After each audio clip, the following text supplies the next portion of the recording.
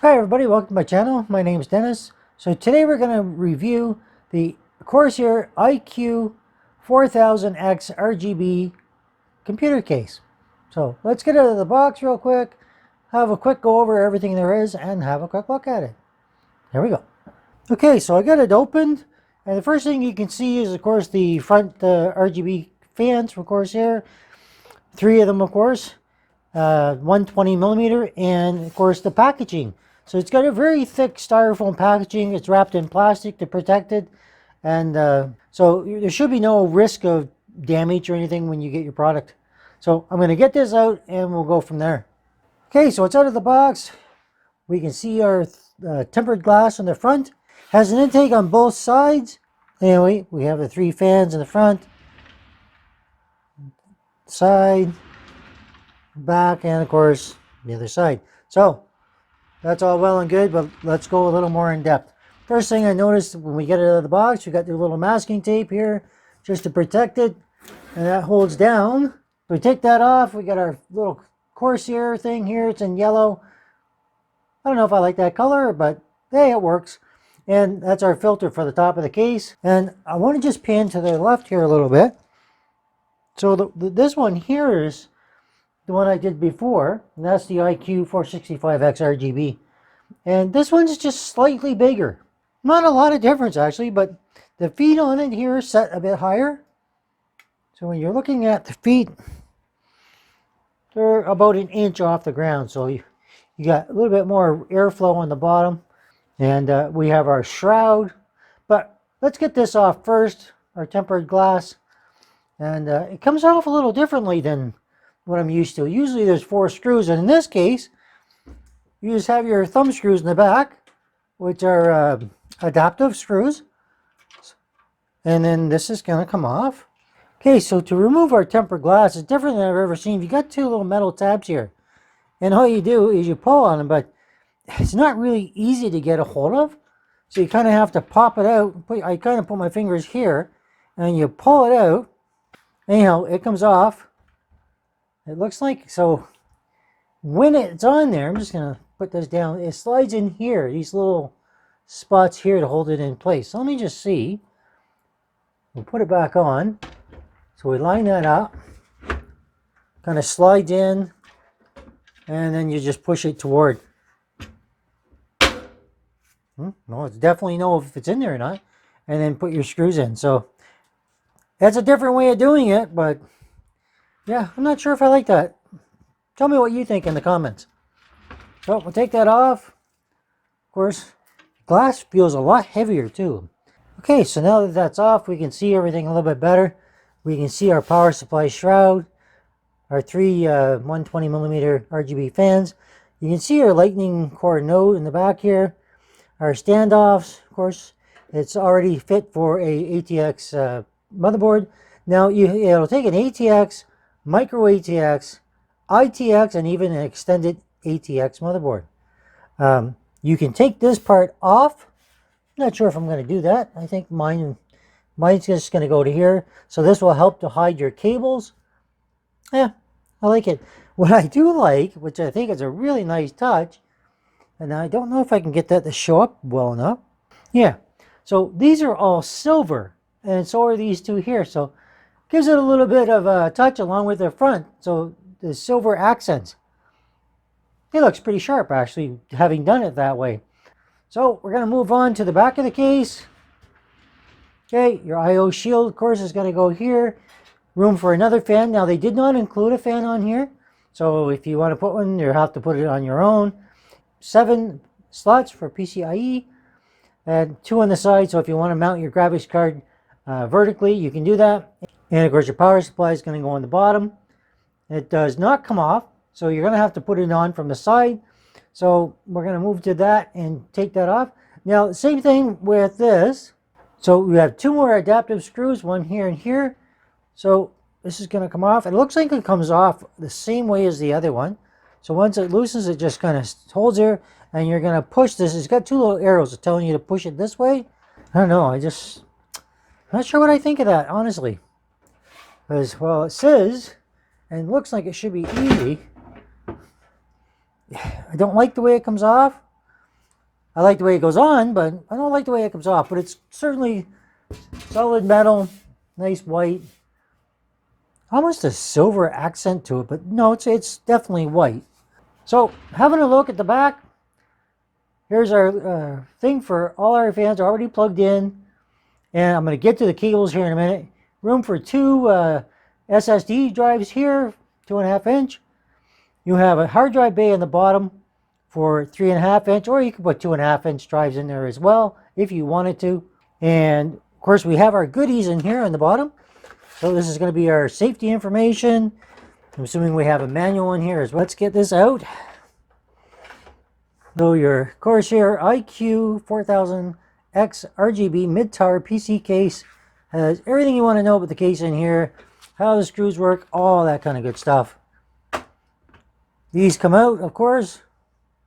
Mount your hard drives, and of course you have your accessories box right there. So you take that out. And we're good. And then you can just slide them back in. Completely toolless, which is always a nice feature. Now, something that's always a pet peeve of mine is them giving you enough room for your cable management. Now, they seem to think that giving you this little routing path is enough. That's all you need. Sometimes it is, sometimes it's not. I like to have a little bit more room on the sides to tuck your cables in if you need to, but this seems to work. It's worked in the past. You have your Velcro hiding all your cables, keeping them all nice and tight in here. You have places to tie everything down. Not as many as I'd like, but certainly enough. But if you route all your cables down through here after your power supply is in, which of course is going to go from the side here, you should be good to go. Now, I do like that these are basically just on and off with your thumb. There's no need for a screwdriver, so completely toolless in that respect. We're going to get in our little box of goodies and see what comes with it. I imagine there's probably a couple more standoffs, and I don't know. Let's find out. So having got everything out of the box, here's what we got. We got a couple thumb screws, all right, for your graphics card or whatever you want to use it for. 3 more standoffs. You have screws, so motherboard, your fans, and all that kind of good stuff, whatever you need it for. SSDs to fasten it in, twist ties, some washers, and 3 more Corsair Velcro straps, if I can speak, and that'll get you everything you need. So you're not going to need anything really beyond that. Pretty much a toolless case, which makes it a lot easier to build in. Now, I can't really tell, look at the bottom, but you can see if I turn this just a little bit, you have a thumb screw here, which is going to let this move, I believe. So how much it's going to let it move, we'll find out in a little bit.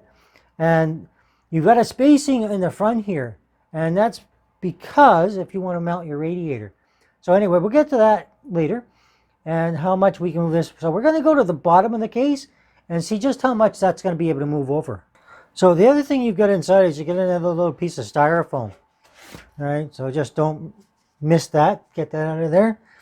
And on the bottom, so I'm going to move that again here. So on the bottom, we can see where our holes are, different for moving everything around. So I'm going to try and move that. But I'll talk about this first. This, of course, is our filter for our fan. You just pull it forward, and it comes out really easy. Take out, put it back in. So that'll make it easier to clean that if you need to. Otherwise, some of these other ones that just kind of fit in there, makes it very difficult to get out. This one will be very easy. So we're going to have a look at this. And it looks like there's a screw here. Let me just have a quick look. No, so there's no screws on the bottom. So, all right, we're going to take that out. There's nothing to worry about on the bottom in terms of moving your hard drive cage, which always usually is. So maybe that's a step that they've done is to make this easier. So you've got 2 thumb screws on the side here. So you can see the one in the back and this one here. So both of those will come out. And I'm going to see there's 2 on the other side. There's not. So what's going to happen, I'm going to see here. We're going to loosen these. Again, these are adaptive. So once they're loose, you're just going to sit there. So now let's see what happens in terms of moving this. It does have to come out. All right, so move over. Let's find out here. I want to see how close I can move it over. Okay, so this is pretty unique actually. You can see how these are grooved. And if you look on here in the case, you have little things that pop up. So when you put this in, you're going to situate it toward where you want it to go. And then it's going to find those and clamp down, and you're just going to be able to push it in place. So that's kind of a interesting concept. So I'm assuming the closest we can get it is probably here. And we'll have to move it, put it in place, and then that'll lock in. So yeah, that's a different design. I've never seen that before, but one's already in there, and you feel the other one. So yeah, looks like you're going to be able to move it over a little bit. But I don't know if you need to, because there's quite a lot of room for a power supply in there anyway. So anyway, I just wanted to show you that. So I found the easiest way was to take this, lay it flat, and then you could get your hard drive, move it over to where you want to put it, which I put it right up against the fans as close as I could get it. Keep in mind, all your little cables for your case, everything, you have to move those out of the way because those are tucked in here first. Move them out of the way, and then look how much room you've got for your hard drive, for your power supply rather. So you've got lots of room for your power supply. Now you just have to fasten your thumb screws down here, which I can do at any time, and they fit perfectly up there once you line it up. And it's probably one of the simplest methods for moving a hard drive cage I think I've ever seen. So let me see if I can get that to you so you can see it a little better. So yeah, all I gotta do is move this here, push it so that little, the way that was grooved, it clamped in place, and everything's here. So if I ever want to move it later, again, take these out, and it'll stay part of the hard drive cage, and then move it however you want to do it. So since we're here, we might as well talk about the cables. So since they have all the cables nicely routed here, you have one cable that's going to be for your fan. Okay, so I'm going to have to see where that one is coming from. That might be coming from our hub here, or it might not. We'll find out. And we have another fan here. So anyway, we'll have to undo all that to see them all. But all the other ones we've got, we have a SATA. Okay, so that's going to have to go to your power supply. We have a USB, just 2.0, USB 3, okay. And we have a, okay, so you have your reset switch, your PLED, positive and negative, and power. And along with that, you also have another fan. Of course, like I said, we have 3 fans. And you have another audio, HD audio. And of course, this, if you have USB-C, so you can put that on your motherboard and power the USB-C on the case. So, getting away from the cables, we've seen everything on the back end here now. So now the only thing we want to look at, or move to rather, is how to take off that front panel. So let's move to that. Okay, so I took these Velcro straps off because I wanted to have a look at how the Lightning node core is being powered. So you have a USB. So the USB from this is going to go to your motherboard to power your little hub here. And so you control all your colors and everything. And it also is powered with the SATA. So those 2 cables are powered that way. You did have more fan cables. So you plug them in. And of course, all the other cables that I've already explained. So I just wanted to do that before I moved on to the front. So we will do that now. I'm just going to leave that as is. So on the front of the case, when you're looking at it, you have gaps in here. And to take it off, I just want to be careful how I do this. You just have to pull it. So I'm just going to carefully do that. See how this goes? Okay, so there's a little catch on the top. And should be one on the bottom as well. I'm just trying not to be... Oh, all right. So it's got 2 little push pins on the top. And same thing on the bottom. All right. Now, if you need more airflow, taking that off, of course, opens up your front. You've got your filter, which comes out.